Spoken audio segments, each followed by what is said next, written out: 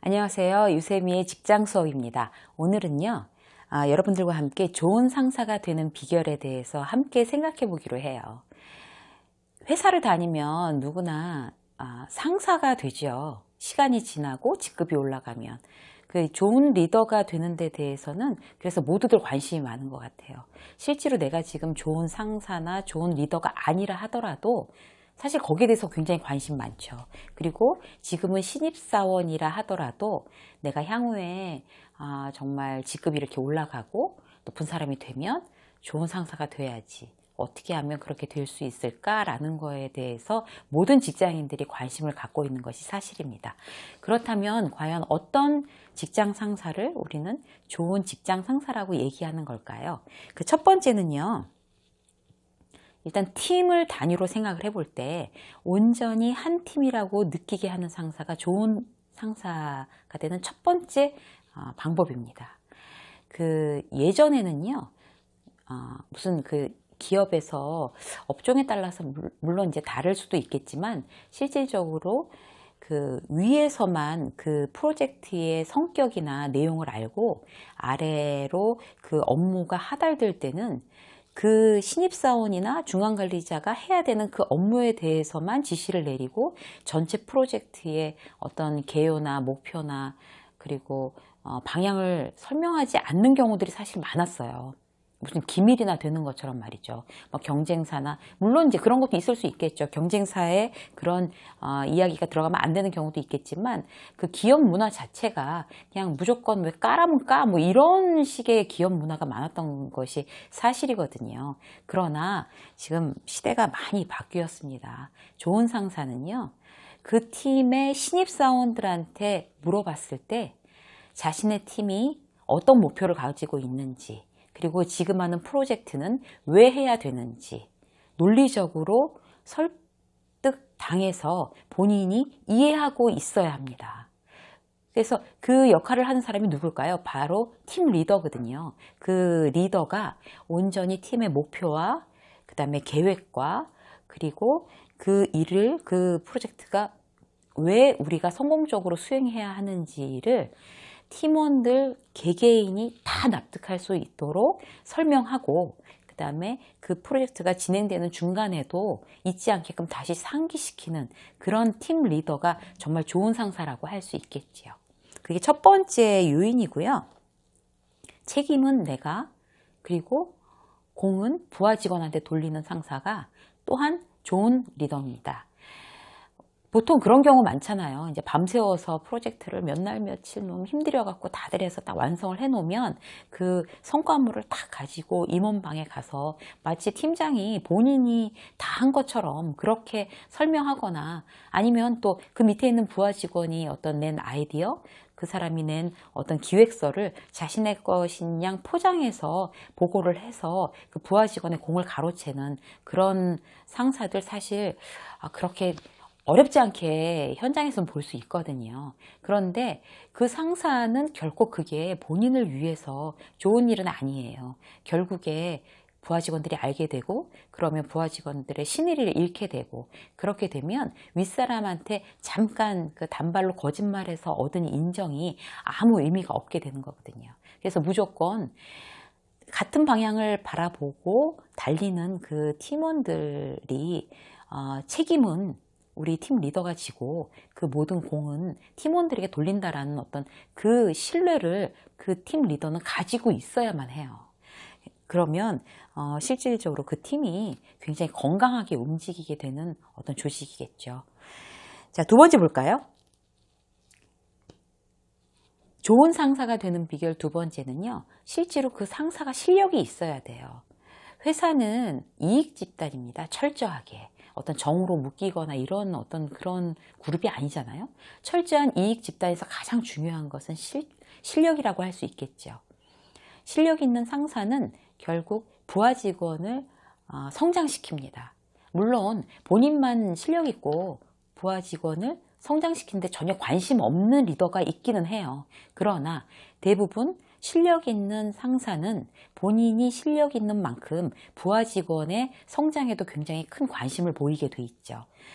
본인이 이미 회사 선배이기 때문에 실제로 자 1년차, 3년차, 5년차, 10년차 그때는 어떤 것에 포커스를 맞춰야 되는지 이미 선배로서 다 알고 있거든요. 게다가 실력이 있으니까요.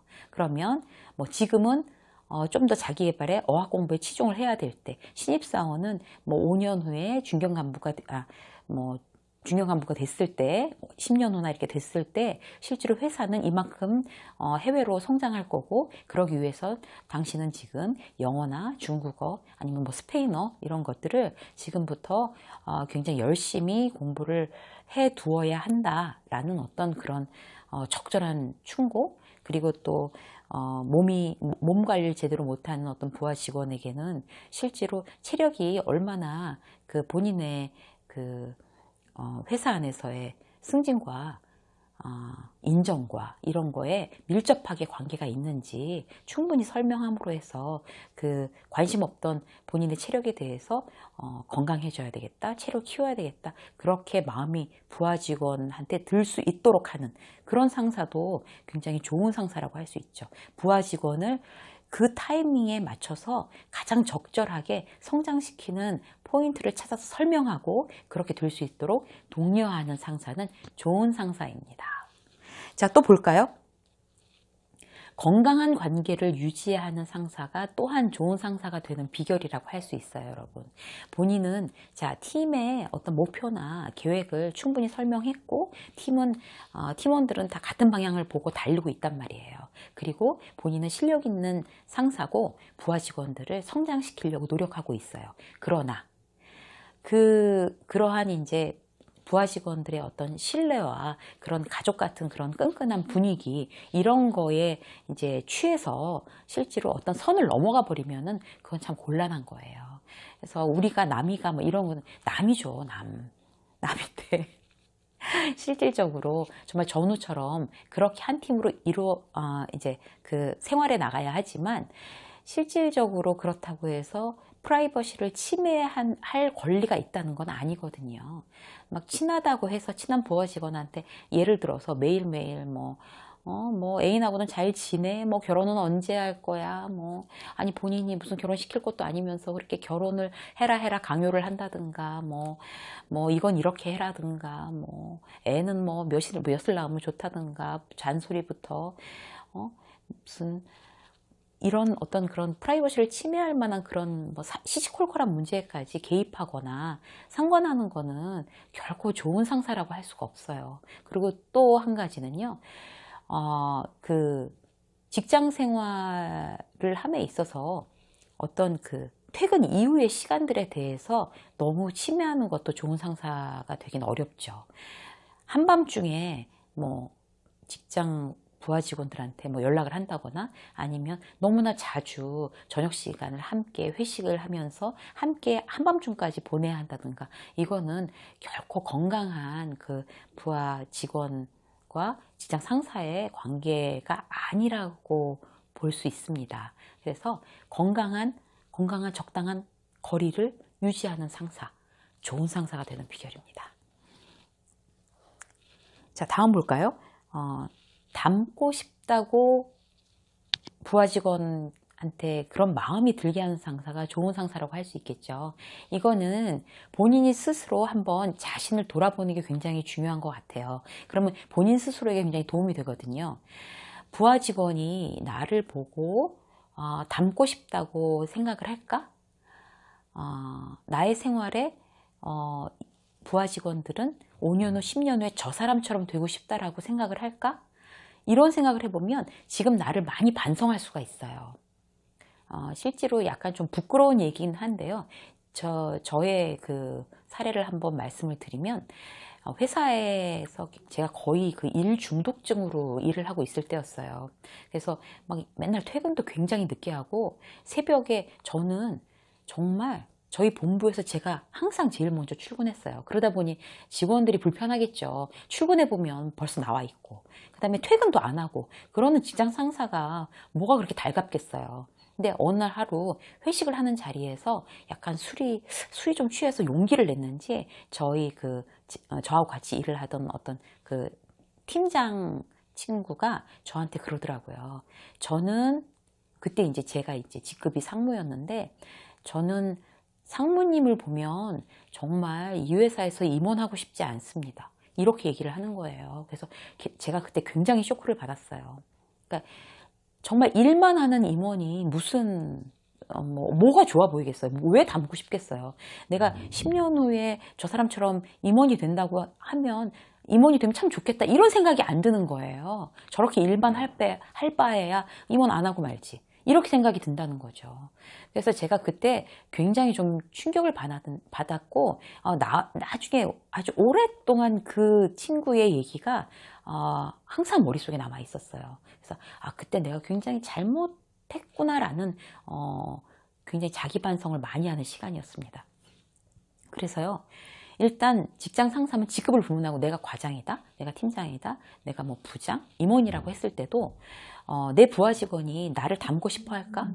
5년 후, 10년 후에 나 같은 모습이기를 원할까? 이렇게 생각해 보면 본인의 개인 생활을 돌아보게 돼요. 그리고 이제 본인의 라이프 사이클에 약간 좀 밸런스를 맞출 수가 있는 거죠. 개인적으로도 행복하게 지내야 되고요. 결혼을 했든 안 했든 간에 그 사랑하는 사람과 함께 그 사람을 돌보고 사랑 주고 사랑 받는 그런 관계를 유지하고 있어야 되고, 삶이 좀 풍요로워지기 위해서 본인이 좋아하는 어떤 취미 생활도 한두 가지는 꼭 하고 있어야 되고요. 그렇게 생활에, 일과 어떤 그 삶의 균형을 잘 맞추도록 그렇게 노력하게 될 거예요. 내가 정말 닮고 싶은 상사인가? 라는 걸 기준으로 생각해 볼 때 말이죠. 자, 여기까지 좋은 상사가 되는 비결에 대해서 4가지로 정리를 해서 여러분들한테 말씀을 드렸고요. 번외편으로 한 가지 더 말씀을 드리면요. 좋은 상사는요, 퇴사를 하고 나서 그 사람과 완전히 헤어졌을 때, 그때 알게 되더라고요. 이 사람이 정말 좋은 사람이었나, 좋은 상사였나, 이런 느낌은요. 그래서 그때 정말 그분은 좋은 분이었어, 좋은 상사였어, 이런 생각이 들기도 하고요. 그 사람은 참 좋은 상사가 아니었구나, 그런 생각이 드는 상사도 결국에 있죠. 그래서 특별한 날, 우리가 지금 서로 만나고 있지 않다고 하더라도 특별한 날 연락을 주고받고 싶은 그런 사람이 결국에, 그리고 뭐 어쩌다 한번 만나서 술 한잔 같이 하고 싶은 사람, 그런 사람이 결국 좋은 상사더라고요. 그래서 여러분들하고 오늘은 좋은 상사가 되는 비결에 대해서 한 4가지 정도로 같이 얘기를 해봤는데요. 다시 한번 정리를 해드리면요. 온전히 팀원들한테 한 팀으로 느끼게 하는 그런 상사. 팀의 목표와 팀의 방향과 그 팀에서 진행되고 있는 그 프로젝트를 왜 해야 되는지를 명확하게 신입사원까지 모든 전 스텝이 알게 하는 직장 상사가 좋은 상사 첫 번째 조건이고요. 2번째는 본인이 실력 있고, 그 다음에 부하 직원들을 적절한 타이밍에 성장시킬 수 있는 상사가 좋은 상사입니다. 3번째는요, 아무리 전우처럼 정말 끈끈하게 친한 그런 부하 직원 상사 관계를 하더라도 건강한 거리를 항상 유지할 수 있는 상사, 그걸 이제 컨트롤이 돼야 되는 상사가 좋은 상사고요. 마지막으로 정말 닮고 싶은 상사, 그런 상사가 좋은 상사라고 할 수 있는데, 내가 그런 상사인지 스스로 셀프 체크리스트로 한번 여러분들께서 정리를 해보시면 조금 더 여러분 생활에 도움이 되는 팁을 얻을 수 있지 않을까, 그렇게 생각이 됩니다. 오늘 여러분 좋은 상사가 되는 비결에 대해서 말씀드렸고요. 유세미의 직장 수업 여기서 마치겠습니다. 여러분 오늘도 수고 많으셨습니다. 고맙습니다.